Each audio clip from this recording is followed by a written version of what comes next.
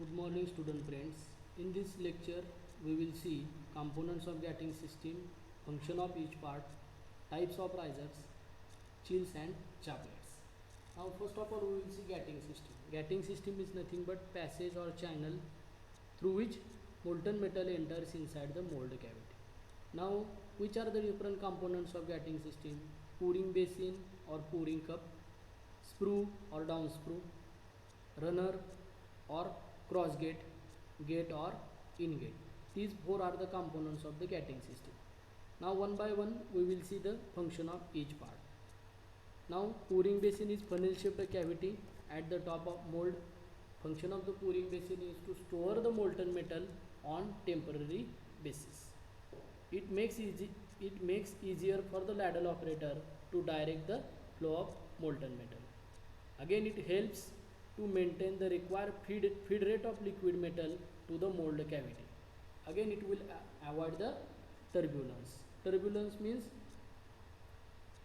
when I will pour the water on the slopy floor, it will, whatever path that water will follow, that path is called as a turbulence. And when I will place the oil, engine oil on the slopy floor, it will follow a linear path, and that linear path is called as a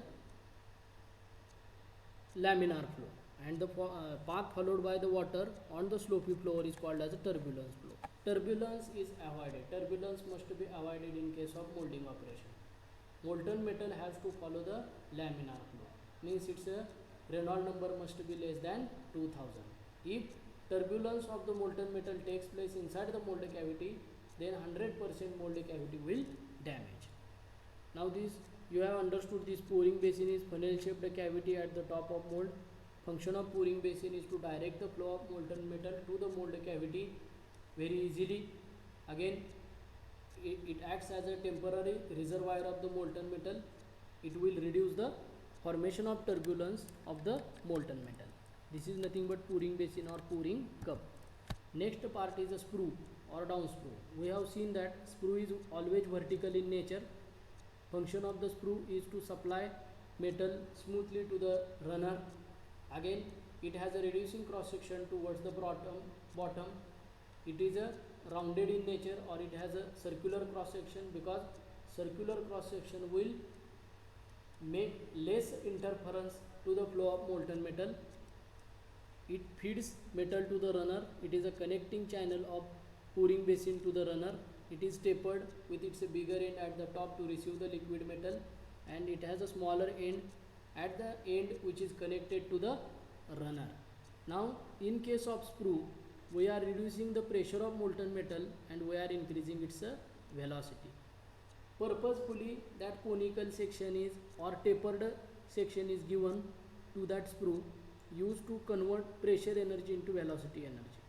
Pressure is reduced and its velocity of the molten metal increases, so that metal will reach to each and every corner of the mold cavity within a less time. That's why purposefully that type of shape is given to the sprue. Next one is runner. It is a horizontal channel. Runner, it is a connecting member of the sprue to the ingates. It is a channel which connects the sprue to the gate for avoiding turbulence and gas entrapment. Runner has a uniform cross section throughout its length. It is always horizontal in nature, and it is connecting member of sprue to the ingates. Next is gate or ingate. This is the last part of the mold cavity. It is a small channel through which molten metal enters inside the mold cavity. It is connecting member of runner with the mold cavity.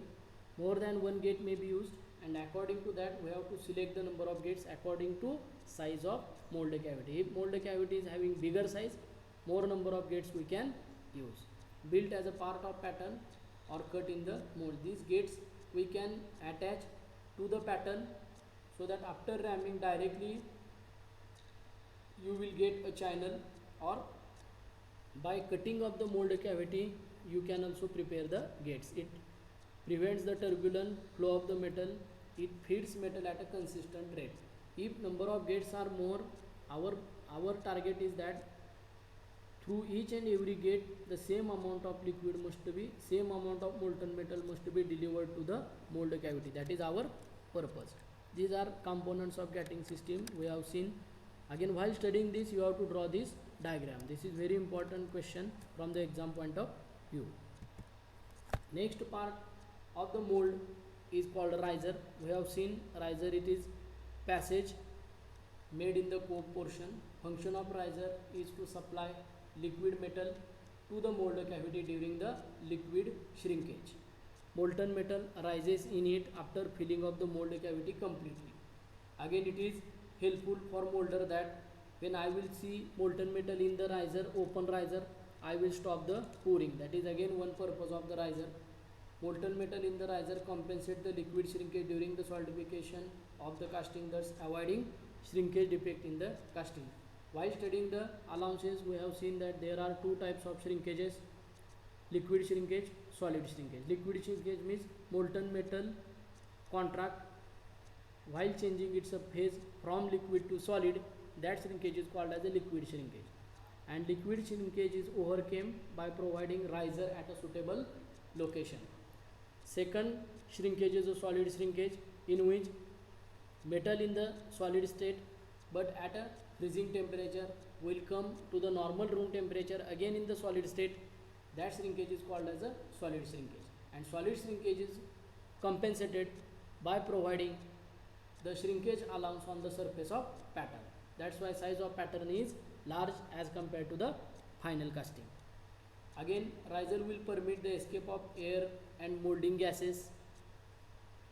Understood? After removal of the pattern inside the mold cavity, nothing is present means air is present. And when metal is poured in the pouring basin, it will reach to the mold cavity. Now that air has to go to the environment through the vents, again through permeability as well as through this riser, that air is escaped to the environment. Mold gases means gases generated inside the mold cavity by burning of organic matter, because silica sand is not 100% pure, it has organic matter, and when that matter is exposed to very high temperature of the molten metal, it is directly converted into gases, and these are the molding gases. These gases must be escaped to the environment. For that also we need to take a help of riser. It promotes the directional solidification also and helps bringing soundness in the casting. Directional solidification means solidification directed in such manner that mold cavity must solidify at the earlier as compared to metal present in the riser. We have to direct the solidification in such manner that mold cavity or casting must cool at the earlier as compared to metal present in the gating system as well as in the riser.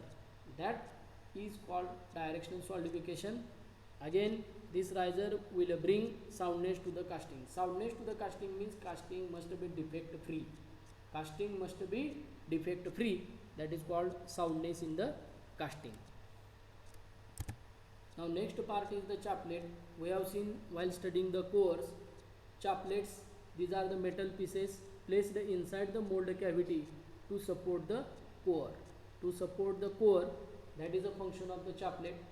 Chaplet are made up of same metal as metal to be cast. Means if I am carrying out casting of cast iron, at that time chaplet must be made up of cast iron. If I am carrying out casting of steel, chaplet must be made up of steel, because that chaplets are coming in contact with molten metal and they are solidifying or they are fusing with the parent metal. Again, second functionality of the chaplet is to play an important role to achieve the directional solidification. Now how it will play that role?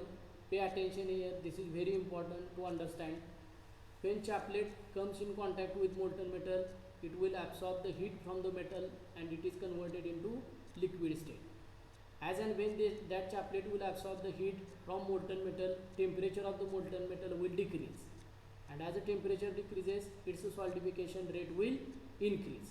Now our aim or our target is that mold cavity must solidify at the earlier as compared to metal present in the riser, and that thing we are achieving by placing that chaplet inside the mold cavity. Now while placing the chaplet inside the mold cavity, we have to take care that chaplet must be thoroughly clean. That chaplet should not have dust, rust or any kind of corrosion, oils or the grease. Chaplet must be free from all those things it must be thoroughly clean. It must have a proper shape so that it can support properly the core inside the mold cavity. Chaplet are metal pieces inserted inside the mold either to prevent the shifting of mold or to locate the core surfaces. Inside the mold cavity, the core is supported by chaplet, and outside the mold cavity, the core is supported on the core seat, and that core seat is made by using a core print which is attached to the body of pattern. The pieces in form of chaplets are made up of parent metal of which the casting is to be made. These are placed inside the mold cavity suitably, which position the core and give extra support to the core and mold surfaces. Its main objective is to impart good alignment of mold and core surface and to achieve the directional solidification. If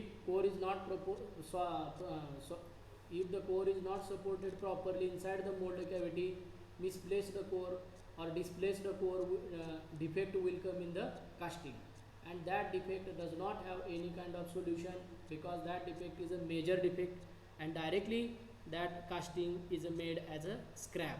That's why core is need to be supported inside the mold cavity very much properly. When the molten metal is poured in the mold cavity, chaplet melts and fuses itself along with the molten metal. In the figure you can see, in this figure, bottom figure, you can see here 4 chaplets are used to support this core. That inner dotted portion is a core which is supported by using 4 I section chaplets, and outside the mold cavity that core is supported by using a core seat which is having a small cross section. These are the core seats at both ends, and inside that I section part is called as a core, and surrounded by that core is white colored rectangular box is there, that is called as a mold cavity. And in the first figure you can see various shapes of the chaplets, that is radiator chaplet, riveted chaplet, welded chaplet, double head chaplet, cast chaplet, stem chaplet, break off nicks, shoulder or nicking shicks. All these are the various types of chaplets are shown in this figure, and at the bottom how the chaplets are used to support the core that has been shown. Now here also you can see the same figure is made bigger, how the chaplets are used to support the core. First function of the chaplet is to support the core inside the mold cavity properly, so that we will not face the defect like a misplaced core or displaced core. And second functionality of the chaplet is to achieve the directional solidification, because while fusing of that chaplet it will absorb the heat from the molten metal, and as it will absorb the heat, solidification of the metal takes place rapidly. That is nothing but directional solidification. Next part is a chills. Chills means cools. Function of the chill is to extract the heat from the molten metal which is placed in the mold cavity. Chills are used to increase the solidification rate of the molten metal. Again, that is the first functionality of the chill. And second functionality is when that chills are placed inside the mold cavity, the surface in contact with that chill becomes more harder. Means as and when solidification rate of the metal increases, hardness will increase. Means to improve the hardness, that is second functionality of the chills. In the first figure you can see various types of chills according to its shape, and in the second figure you can see the chills are placed inside the mold cavity. Chills are nothing but heat extracting materials placed inside the mold cavity to remove the heat from the molten metal to increase its solidification rate. Again, that chills are also used to achieve the directional solidification. In some casting it is required to produce hard surface at a particular location in the casting. In that particular position, the special mold surface for fast extraction of heat is to be made. The fast heat extracting metallic materials known as chills will be incorporated separately along with the sand mold surface during the molding. Chills are not going to melt. Remember well, chaplets are going to melt in the casting process, but chills are remain as it is. Chills are having high thermal conductivity and high melting temperature as a metal to be cast. Means I have to carry out, if I have to carry out casting of aluminium, I have to use copper as a chilling material. We have to select the material of the chill which must be have higher melting temperature and higher thermal conductivity as a metal to be cast, so that you can increase the heat transfer rate of the mold cavity. Thereby you can achieve fast extraction of the heat, and hardness of the metal will be more. These are nothing but chills. Chills are not going to melt during the casting process. Chills are adhering on the surface of the cast part, which are removed by the secondary machining. That is the purpose of chills. Here we will end. In next lecture we will see next part.